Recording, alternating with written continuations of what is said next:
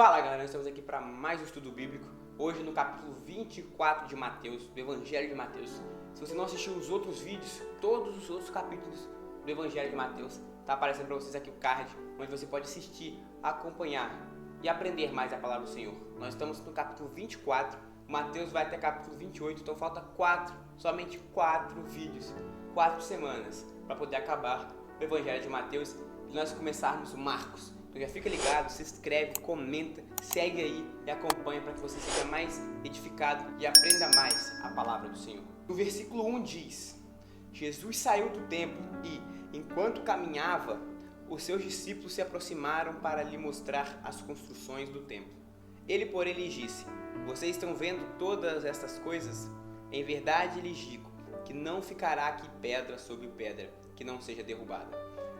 Aqui Jesus está falando literalmente que realmente teve uma invasão onde o templo foi destruído, né? Invadiram Jerusalém e destruíram o templo. Jesus também estava falando disso, mas aqui ele estava querendo dizer que agora não importa mais o local que você está, não importa mais onde você congrega, não existe mais templo construído por mãos humanas.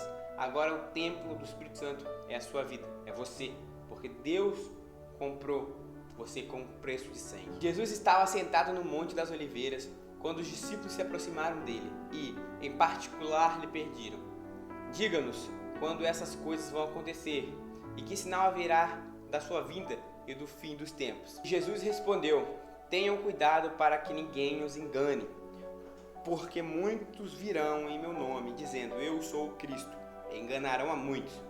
E vocês ouvirão falar de guerras e rumores de guerras. Fiquem atentos e não se assustem, porque é necessário que isso aconteça, mas ainda não é o fim. Porque nação se levantará contra nação e reino contra reino, haverá fomes, terremotos e vários lugares. Porém todas essas coisas são o princípio das dores. Nós vemos aí a guerra contra a Ucrânia, quando nós vimos aí Israel atacando e recebendo míssil, quando nós vemos pessoas passando fome. Isso tudo é só o princípio das dores. Isso não é o fim do mundo. Isso é só o começo de onde vai chegar a raça humana. Vocês serão entregues para serem maltratados e eles os matarão. Vocês serão odiados por todas as nações por causa do meu nome. Neste tempo, muitos hão de se escandalizar, de trair e odiar uns aos outros. Muitos falsos profetas se levantarão e enganarão a muitos. E por se multiplicar a maldade, o amor de muitos se esfriará. Aquele, porém, que ficar firme até o fim, esse será salvo. Aqui já mostra que não existe eleição, predestinação. A Igreja de Cristo, ela foi predestinada à salvação.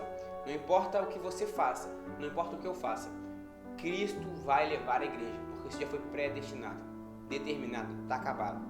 Diferente de eu ou você, que está predestinado para o céu ou predestinado para o inferno. Não existe isso, nós vimos aqui, porque aquele, porém, que ficar firme até o fim, esse será salvo. Resumindo, você pode ganhar ou deixar de ganhar a salvação, você pode perder ou não a salvação. E será pregado este evangelho do reino por todo o mundo, para testemunho a todas as nações. Então virá o fim. Outro fato aqui, que mostra que a igreja vai passar pela grande tribulação é aqui, vocês serão entregues para serem maltratados e eles matarão. As pessoas falam que está falando dos apóstolos, somente dos apóstolos, mas o contexto da passagem é sobre a volta de Cristo. Então não é somente só sobre os apóstolos, isso aqui é para os apóstolos e para toda a igreja, porque isso aqui está falando profeticamente, isso aqui é uma profecia, ele está falando, Jesus, ele está falando do que vai vir no futuro, das coisas que vão se acontecer no futuro. E como eu posso afirmar isso? Porque nos versículos anteriores fala isso. No versículo 3, os discípulos se aproximaram dele e em particular lhe pediram: diga-nos quando essas coisas vão acontecer e qual sinal haverá da sua vinda e do fim dos tempos. Aqui eles estavam perguntando, quando que vai acontecer a destruição do templo? Você falou que o templo vai ser destruído. E quando o Senhor vai voltar? Quando é o fim do tempo? Aí Jesus está falando sobre o fim dos tempos. Então vocês serão entregues para serem maltratados e eles os matarão. Vocês serão odiados por todas as nações por causa do meu nome. Isso não se refere somente aos apóstolos, mas a mim e a você, que vai ficar aqui na grande tribulação. Versículo 15. Quando, pois, vocês vierem, situado no lugar santo, o abominável da desolação, do que falou o profeta Daniel, quem lê entenda. Então os que estiverem na Judéia, fuja para os montes. Quem estiver no terraço, não desça para tirar da casa alguma coisa. E quem estiver no campo, não volte atrás para buscar a sua capa. Ai das que estiverem grávidas e das que amamentarem naqueles dias. Orem para que a fuga de vocês não aconteça no inverno, nem no sábado, porque neste tempo haverá grande tribulação, como nunca houve desde o princípio do mundo até agora e nunca jamais haverá. Então Cristo aqui está falando sobre a grande tribulação. Não tivessem aqueles dias sido abreviados, ninguém seria salvo. Mas, por causa dos escolhidos, tais dias serão abreviados. Eu não consigo olhar para esse versículo e não ver que a igreja vai passar pela grande tribulação. Por quê? Porque se a igreja não vai estar na grande tribulação, qual o sentido do início do versículo 22? Se não tivessem aqueles dias sido abreviados, ninguém seria salvo. Ninguém que está na grande tribulação seria salvo. Mas por causa dos escolhidos, que escolhidos são esses? Muitos vão falar que são o povo de Israel. Mas depois da nova aliança não existe mais povo de Israel, não existe mais povo gentil, não existe mais nada, é tudo um povo só. Não existe mais um povo escolhido, um povo santo escolhido, não existe mais isso. Todos somos igreja.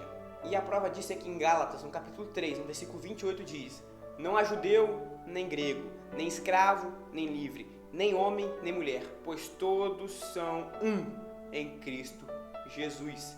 Acabou a diferença, acabou a classificação, ele é isso e aquilo ali é outro, acabou. Todos são um em Cristo Jesus. Então aqui não está falando por causa dos escolhidos os judeus, não. Aqui por causa dos escolhidos são o povo de Cristo, os que são salvos mediante a graça de Deus naquela cruz. Tais dias serão abreviados. Então, se alguém disser a vocês: olhem, aqui está o Cristo, ou ali está ele, não acreditem, porque surgirão falsos cristos e falsos profetas, operando grandes sinais e prodígios, para enganar, se possível, os próprios eleitos. Como que os falsos cristos e os falsos profetas vão enganar, se possível, os próprios eleitos? E os eleitos de Cristo, que a igreja santa não vai estar na terra. Não faz sentido. Então, quando a gente lê, a gente vê que realmente a igreja vai passar pela grande tribulação. E eu vou até ler em outra tradução para a gente ficar melhor no nosso entendimento. Versículo 23 diz assim, na minha outra tradução judaica, tá? Nesse tempo, se alguém lhe disser: vejam, aqui está o Messias, ou ali está ele, não creiam, porque aparecerão falsos messias e falsos profetas, realizando grandes milagres, coisas extraordinárias, para enganar até mesmo os eleitos, se fosse possível. Eu os avisei antecipadamente. Então, se pessoas lhe disserem: ouçam, ele está no deserto, não vão, ou vejam, ele está escondido em uma sala secreta, não acreditem. Pois quando o Filho do Homem vier, será como um relâmpago que sai do leste e se estende até o horizonte a oeste. Onde houver um cadáver, aí se encontrarão os abutres. Aqui está mostrando que a volta de Cristo não vai ser silenciosa, não vai ser escondidinha, nem tem. Na verdade, eu nunca vi uma passagem onde fala sobre o arrebatamento secreto, tá? Não tem na Bíblia falando sobre arrebatamento secreto. É um arrebatamento só, que é onde a igreja sobe e Cristo se encontra com a igreja. Só que a Bíblia é clara que quando Cristo desce para se encontrar com a igreja, todos os olhos o verão. Não vai ser escondido. Então só existe um arrebatamento e mais uma volta de Cristo. E é um momento simultâneo. Logo em seguida, a tribulação daqueles dias, o sol escurecerá, a lua não dará sua claridade, as estrelas cairão do firmamento e os poderes do céu serão abalados. Então aparecerá no céu o sinal do Filho do Homem. Todos os povos da terra se lamentarão e verão o Filho do Homem vindo sobre as nuvens do céu, com poder e grande glória. E ele enviará os seus anjos com grande som de trombeta, os quais reunirão os seus escolhidos dos quatro ventos, de uma a outra extremidade dos céus. Aprendam a parábola da figueira. Quando já os seus ramos se renovam e as folhas brotam, vocês sabem que o verão está próximo. Assim também, vocês, quando virem todas estas coisas o que? Tudo o que foi dito antes, saibam que está próximo as portas. As portas, chegou, está aqui, está quase entrando.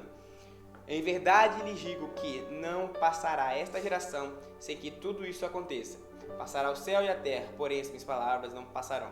Mas a respeito daquele dia e hora ninguém sabe, nem os anjos dos céus, nem o Filho, senão o Pai. Pois assim como foi nos dias de Noé, assim será também a vinda do Filho do Homem.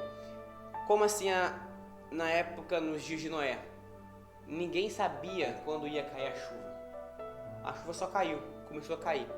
Pois assim como nos dias anteriores ao dilúvio, comiam e bebiam, casavam e davam-se em casamento, até o dia em que Noé entrou na arca, e não o perceberam, até que veio o dilúvio e os levou a todos. Assim será também a vinda do Filho do Homem.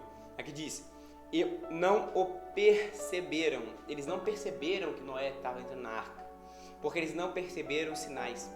Vai haver sinais. Aqueles que perceberem conseguirão. Aqueles que não perceberem falharão.